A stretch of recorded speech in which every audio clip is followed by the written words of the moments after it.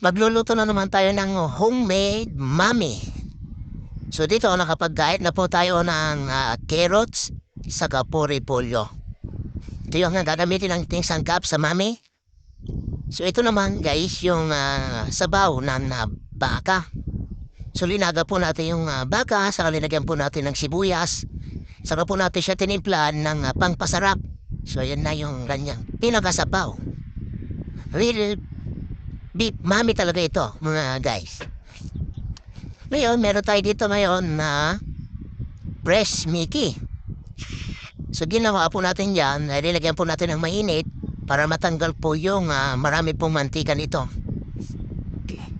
So yan guys, naka-prepare na po tayo at meron na pong itlog. Inagay na po natin yung mga sangkap. At lalagyan na po natin ngayon ng kanyang sabaw na mami. So ito na yung tinatawag na homemade mami king. Wow, sarap!